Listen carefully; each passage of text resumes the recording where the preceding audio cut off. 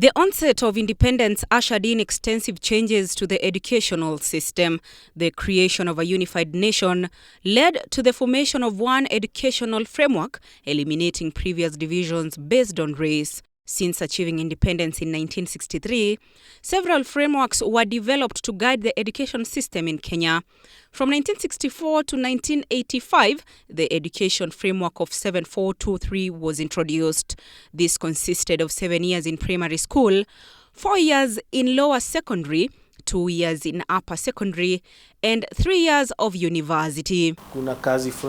Irebe Mwangi is an associate professor and chairman of the Department of Kiswahili at the University of Nairobi.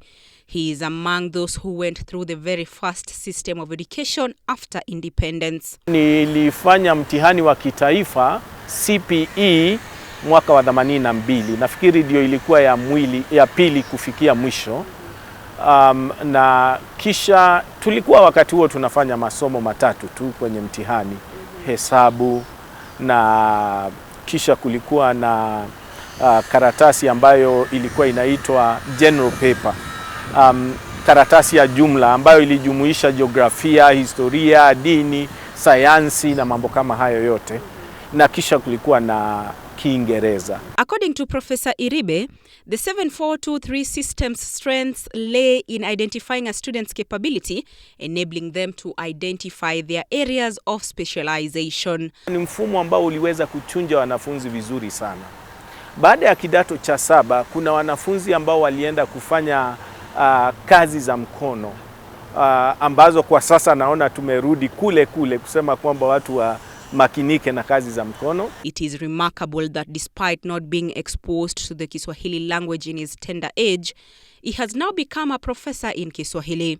Sikutahiniwa kwenye Kiswahili, na Kiswahili hata hakikuwa somo la lazima hata shule za sekondari.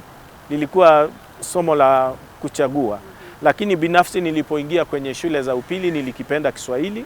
Kuna walimu wangu wazuri ambao walinitia shime ya kupenda Kiswahili.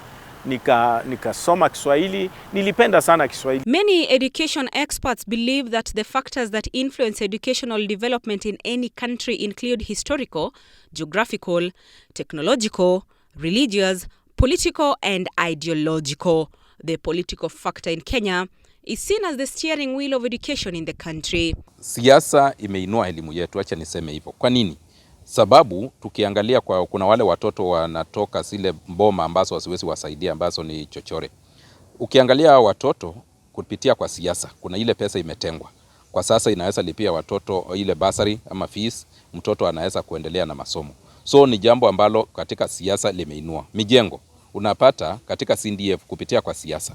Mashule yamejengwa, mashule yameinuliwa, na hata unapata walimu wengi wale wamesukumwa na wakaajiriwa kupitia kwa siasa, sio wachache. Jacob Thuranera Kaimenyi, who served as Cabinet Secretary for Education between 2013 and 2015, provides some general insights into key developments in the Kenyan education system since independence. The things that excites me really is free primary education. Of course, some people might ask whether it is free or not, but free primary education, something even which made one of the former President Clinton just come specifically to find out who is this president, President Kibaki, for introducing free primary education. The other thing which I'm very excited about is a transition rate, which at the moment stands almost to be 100%. This is extremely rare, even in the continent and globally, and is something to be very proud of. The other thing which is very critical is the issue of gender parity. We are almost there because at independence, girls never used to attend schools, purely because of our respective traditions, from county to county or from one province to another. The professor, however, opines that while there have been positive developments in the Kenya's education system, there have also been challenges and shortcomings. Our literacy levels, especially in terms of numeracy, in terms of being able to read, is not as one would expect, which is something that I feel is a source of concern. Then there's the issue of infrastructure, of rural schools compared with the urban schools, or well-to-do schools, so to speak, particularly private schools.